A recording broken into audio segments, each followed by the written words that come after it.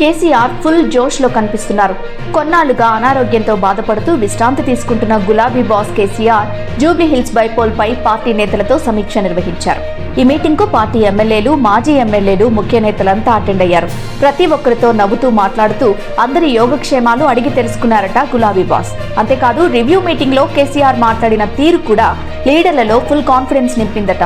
ముందుగా KCR full active గా కనిపించడమే లీడర్లకు ఎక్కడా లేని సంతోషం నింపిందట. ఇప్పుడు ఆయన యాక్టివ్ గా ఉండటమే కాంగ్రెస్ గుండెల్లో గుబులు రేపుతోంది. ప్రజా సమస్యలు, జూబ్లీహిల్స్ లో ఉన్న పరిస్థితులపై కేసీఆర్ మాట్లాడిన మాటలు నేతలని అట్రాక్ట్ చేశాయట. ఫామ్ హౌస్ లో ఉన్నప్పటికీ సార్ ప్రతి అంశాన్ని నిశితంగా గమనిస్తున్నారని, వచ్చేసారి అధికారం మనదే అనే కాన్ఫిడెన్స్ తో ఉన్నారని లీడర్లు తెగ హ్యాపీ అయిపోయారట. ఈ క్రమంలోనే అనారోగ్యం నుంచి కేసీఆర్ పూర్తిగా కోలుకున్నట్లు చెబుతున్నారు బీఆర్ఎస్ ముఖ్య నేతలు. ఎర్రవెల్లి ఫామ్ హౌస్ లో నిర్వహించిన జూబ్లీహిల్స్ ఉప ఎన్నిక సన్నాహక సమావేశంలో గులాబీ బాస్ చాలా యాక్టివ్ గా కనిపించారని అంటున్నారు లీడర్లు. మీటింగ్ కు వచ్చిన వారందరినీ పేరు పేరునా పలకరించారట. రాష్ట్రంలోని తాజా రాజకీయ పరిణామాలపై ఆరా తీయడంతో పాటు తన దృష్టికి వచ్చిన అంశాల్ని కూడా ప్రస్తావించారట. చాలా రోజుల తర్వాత తమ అధినేత అంత యాక్టివ్ గా, అధికారంలో ఉన్నంత జోష్ లో కనిపించడంతో బీఆర్ఎస్ నేతలు హ్యాపీ అయిపోతున్నారు. ఇక ఈ సమావేశంలో కేసీఆర్ మాట్లాడిన మాటలు, ఇచ్చిన భరోసా గులాబీ నేతల్లో నూతన ఉత్తేజం నింపిందట. 2 ఏళ్లు కాంగ్రెస్ పాలనపై తెలంగాణ ప్రజలు విసిగిపోయారని, ఇచ్చిన ఒక్క హామీని కూడా సరిగ్గా నెరవేర్చలేదని, జనానికి కాంగ్రెస్ సర్కార్పై నమ్మకం పోయిందని ఇంట్రెస్టింగ్ కామెంట్స్ చేశారు కేసీఆర్.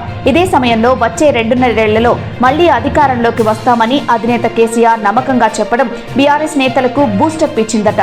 ఫామ్ హౌస్ మీటింగ్ లో గులాబీ బాస్ మాట తీరును గమనించిన కారు పార్టీ లీడర్లు సార్ మళ్లీ ప్రజాక్షేత్రంలోకి అడుగు పెట్టబోతున్నారని అంటున్నారు.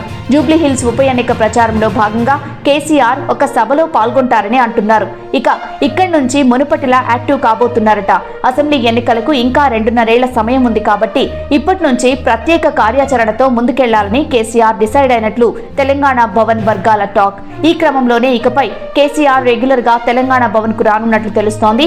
పార్టీ లీడర్లతో వరుస సమావేశాలు, కార్యకర్తల మీటింగ్లు, ప్రజా సమస్యలపై కార్యాచరణ రూపొందించడం వంటి యాక్టివిటీతో గులాబీ దళపతి బిజీగా గడపనున్నారని ముఖ్య నేతలు చెబుతున్నారు.